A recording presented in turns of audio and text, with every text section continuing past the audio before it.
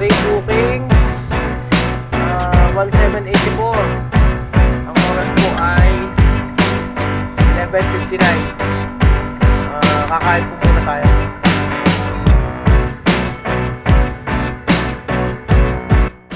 Dito po ako nabili ng ulam kina Ate Julie. Yan yung ulam.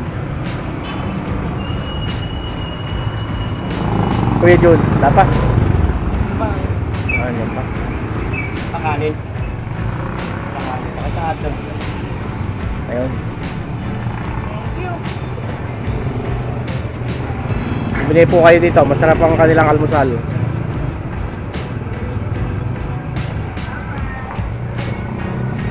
Magandang umaga ulit sa inyong mga kahanggan. Bibiyahe ulit tayo ngayong umaga. Ngayon po ay Lunes.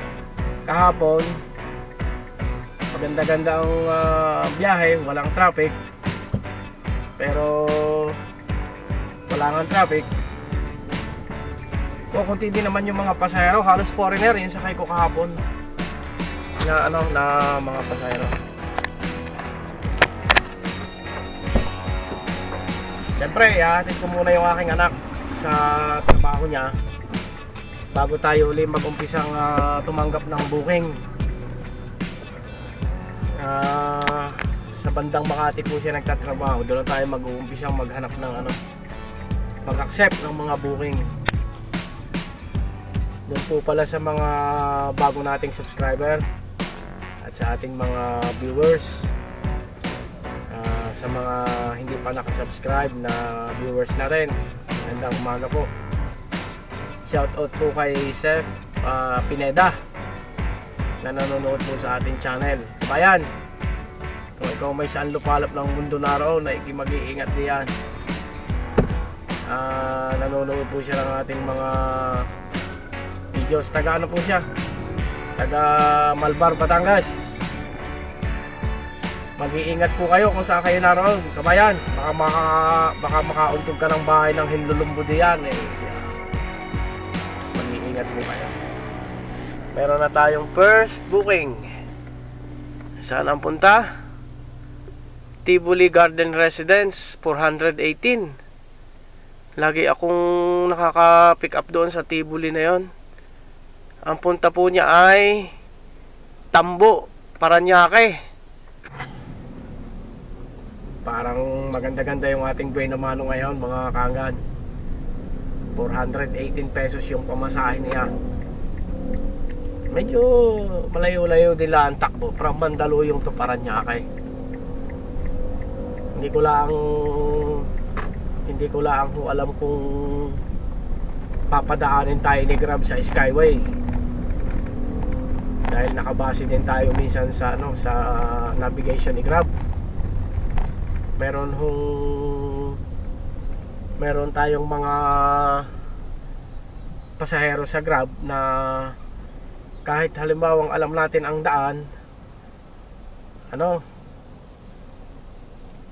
pag sinabi kong ma'am pwede ka ho tayong mag-iba ng daan, minsan ayaw nila, sabi nila sundin na lang ang iyong navigation ni Grab.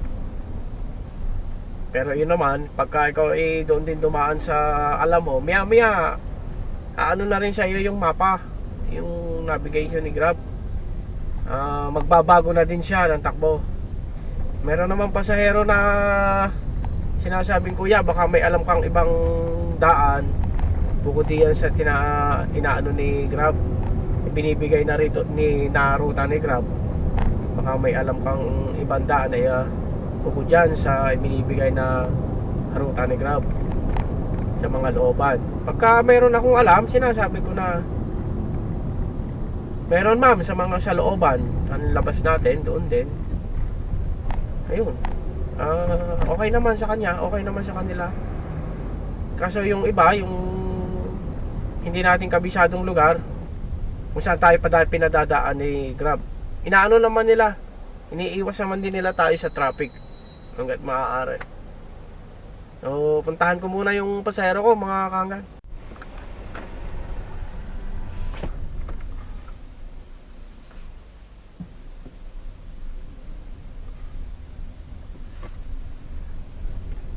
ito yung ano, mga hanggang yung pasok nito. Lagi ako dito, lagi ako nakakakuha ng pasahero dito. Mukhang ibang lahi yung ano, ibang lahi yung pasahero natin. Kasi nakapagsakay ako dati dito, Thailand ang pasahero, Thailander. Naihatid na natin mga kahanggan yung ating pasahero malapit dito sa Naiya Road. Ngayon may pumasok tayong booking. Kukunin natin ang Naiya Terminal 3, dadalhin ng Matandang Balara o Old Balara, Quezon City. Ang pamasahe po niya ay 825 pesos. Sana magtuloy-tuloy ang ating magandang biyahe ngayon mga kahanggan. Na-i-drop na natin mga kahanggan yung nakuha natin sa airport. Dini sa may Capitol Hills, Quezon City, sa Tandang Sora. May kukunin naman tayo ngayong pasahero. Malapit lang din sa sa pinuntahan ko. At ihahatid naman natin Mandaluyong.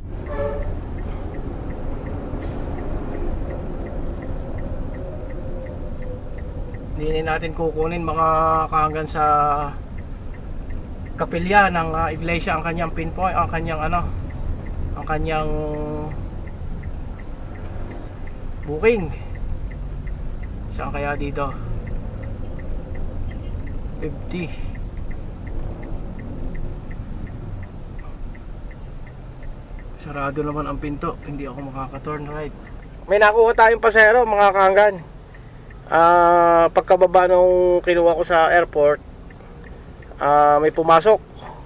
Dadali naman ng wakwak, pero dalawang tigil, siguro dalawang tao sila. Wala pa rito sa site yung wala pa sa pick up point yung pasahero. Tatawagan natin. Hindi nakasagot, kanina ko pa tinatawagan.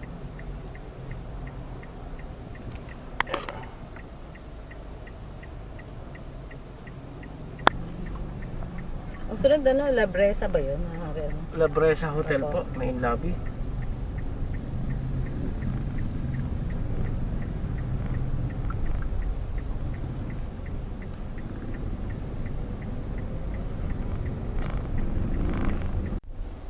Yung mga kahanggang nakuha natin sa may Luzon Avenue,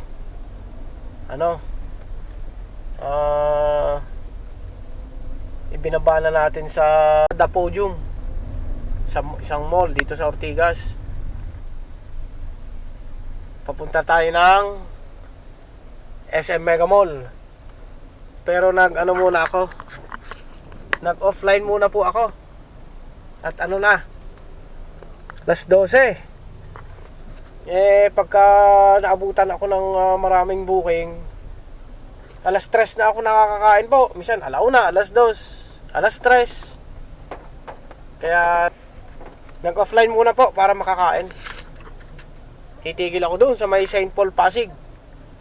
May parking space doon na may bayad na 40 pesos. Kaysa naman ako'y mahuli na malaki ang tubos, di magbabayad na lang ako. Taas na po yun. 3 bookings, 1784. Ang oras po ay 11:59. Kakain po muna tayo. Kakain lang ako mga kahanggan. Ang ulam ko ay puso ng saging. Hindi ko na ipapakita sa inyo ang aking pagkain. Malalaki ho ang aking subo. Nakakahiya. Tatapos ko lang kumain mga kahanggan. Pahinga lang ako ng kaunti. At may bubuk na tayo. Ayan, may pumasok na. Set natin. Sa C. Remo entrance po. Bawal po sa 6-2 tower.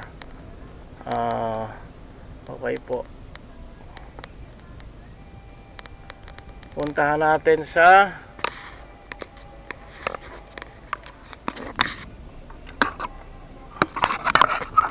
Hampton Garden.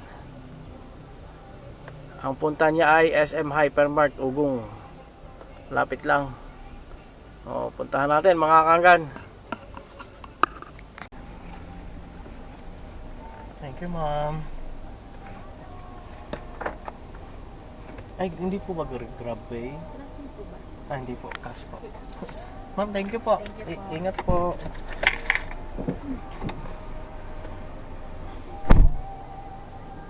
Mula, mula Port Bonifacio hanggang doon sa pupuntahan niya sa Napindan Taguig, ang pamasahe po ay 323 pesos cash. Traffic talaga sa lugar na aray, kahit sa umaga lalo, dahil ari po ay intersection ng galing C5 Market at saka SM Aura, tapos din pa sa mga sikat na mga kondo, din pa aring intersection ari, kaya napaka-traffic din eh. Nakita po natin yung yung pasahero natin nga nakuha sa may C5. Inihatid natin dito sa Taguig. May pasahero ulit tayo. Kukunin naman natin dito. Malapit lang.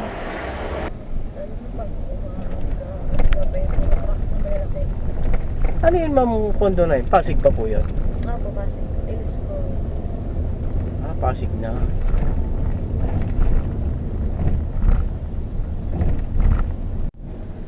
Ayun mga kahanggan, may nakasakay ako sa Grab. Ay taga Batangas eh. Ang aking pasahero ay, ang nakuha ko ay taga Batangas din. Ay ayos o aming pulong eh. Ayos. Kaya salamat ma'am. At ikaw ay aking nakasakay. Ikaw pala ay, at ang kanya daw pong papa nanonood sa ating channel. Anong pangalan po na inyong papa, ma'am? Ay Kuya Hilario Salanyo po. Tatay, ang iyong anak nakasakay ko din sa Grab, sa aking Grab. Ingat po kayo diyan. Nasa Batangas po sila. Ingat po kayo diyan. Pag na kayo pupunta sa loobat, baka kayo mapuyukan pa ng mga hinlulumbo.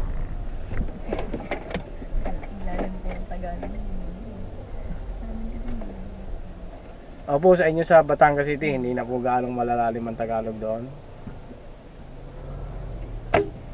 Siyudad na eh.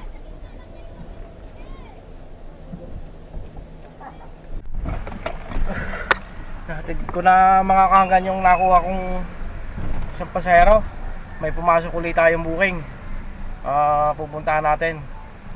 Kaya lang, ang akin ho rin napasok ay masikip. Pero kasya naman ang sasakyan, ayos naman. Pupuntahan ko muna po yung isa. 6:51 mga kahanggan. Siguro kukunin lang natin yung isang pasaherong ito at tayo ay na tayo, uuwi na from San Joaquin, Pasig City hanggang Bikutan. Nagpaikot-ikot lang ako dito sa Taguig, sa Acacia Estate. Pagkahatid ko kanina doon sa kay Kabayan, nagpaikot-ikot lang ako. Hindi na ako lumayo, hindi na ako lumabas mga kahanggan ng papuntang mga BGC at may ipit na tayo ng traffic doon.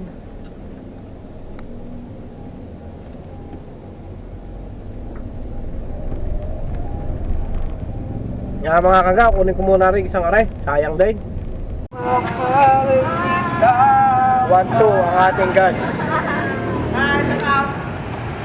Welcome to D-Max. Shout out. Sige, thank you. Salamat. Yun, mga kahanggan, kagagarahe ko lang. Anong oras na? 8:25 mga kahanggan. Yan, ako'y gumarahe. From Bikutan, di na ako kumuha ng pasahero.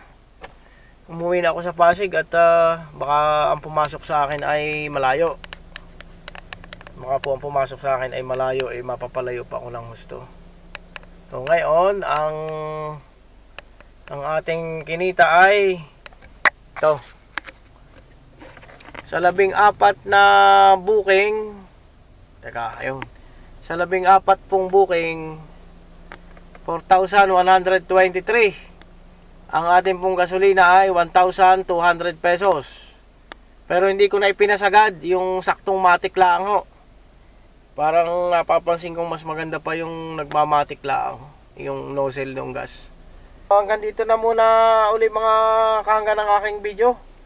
Salamat uli sa inyong panonood at pagsama sa aking biyahe. Para din kayo nagagrabe, no? Maraming salamat po uli at God bless po sa ating lahat.